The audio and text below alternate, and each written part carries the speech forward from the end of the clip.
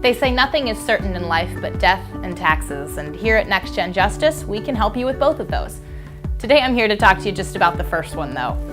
Specifically, I sat down with our General Counsel, Deborah Herbeck, and we talked a lot about different estate planning issues.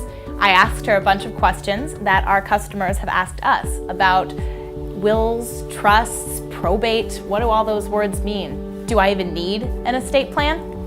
I'd love for you to check out the full video. It's over on our blog at nextgenjustice.com. But if you don't have time, I bet you know what I'm going to say. Just come on into one of our retail stores, no matter where you're at in the process. You might be 21 years old, never thought about a will or trust before today, but that's all right. No time like the present to get started. We have the resources to help. Check us out online too. Like I said, nextgenjustice.com for the blog, directions to our stores, making an appointment, things like that. If you have a specific question, you can send us an email to info@nextgenjustice.com.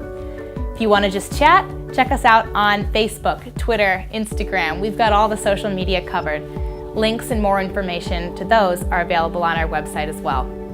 Thanks so much for watching, and we hope to see you in one of our retail stores soon. I'm Katie Clough, and I work at Next Gen Justice, and I'm here with Deborah Herbeck, our General Counsel. Today we're going to be talking about some of the questions that our customers have submitted to us regarding estate planning, wills, trusts, that kind of thing. Now, if you have any other questions that we don't cover in this episode, please send them to us. We'd love to talk about them in the future. You can reach us through our website, which is nextgenjustice.com. You can send us an email, info@nextgenjustice.com. Or you can reach out on social media, Facebook, Twitter, Instagram, we've got them all. The links and details for that is on our website as well.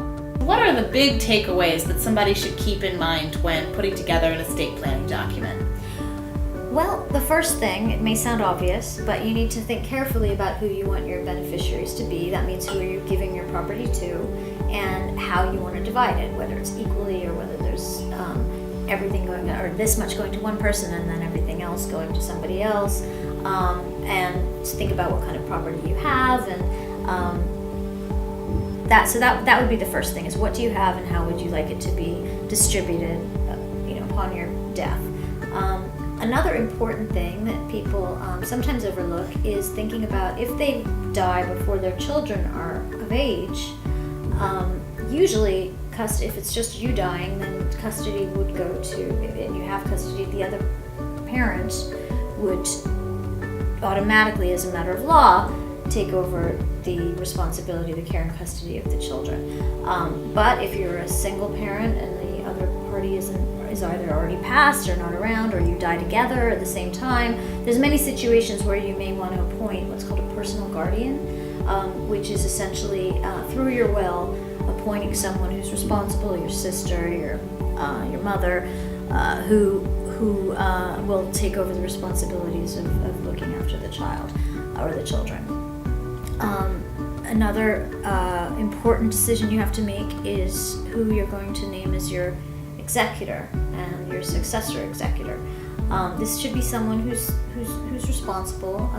They don't make any independent decisions to the extent that they are only allowed to carry out what you've asked them to do in your will, but you need to be confident that they're willing to take on the obligations of applying to the court for probate, of setting up the bank account, of doing all the administrative aspects of the executor's responsibilities. So it needs to be someone willing to take that on. So you should probably talk to whoever you have in mind in advance and ask them if they'd be willing to do that for you. I mean, most times people are quite honored to do that. Another aspect of selecting an executor or your successor executors is their age. If you're making a will and you're 25, you might think, oh, well, my mom's the best person to do it. But God willing, she will predecease you, so it would mean that that's kind of a useless designation. Now, when I keep saying successive executors as a standard procedure, Next Gen Justice will insert successor. In other words, if your chosen executor is either unavailable or unwilling or passed to carry out those responsibilities, then there's a second person or even a third person that would be turned to take on those responsibilities. So again, the same kind of considerations you want to put into who to select as the successor executor. Why do I need any kind of estate planning document at all? My family knows my wishes. Generally speaking, well, first let me just explain what estate planning documents people usually turn to. One is a will, also known more formally as a last will and testament, and the other is a living trust. These documents are useful because they document what you actually want to happen to your property after you die.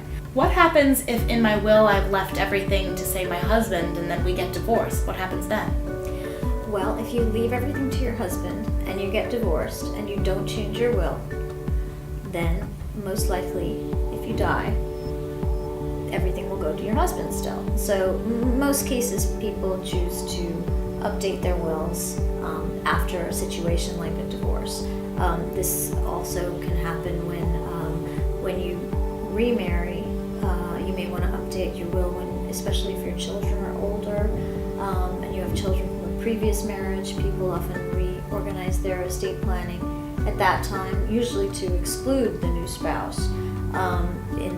Since in many states, spouses or next of kin have automatic rights that kick in unless they're specifically waived. So basically, your estate planning documents are generally updated when there's any major life change. Also, if you just change your mind about who you want to leave your belongings to, or there's a specific asset that you come into that you want to designate a beneficiary for, and you want to be more specific in your will as opposed to half of it goes to Jane and half of it goes to Jeremy.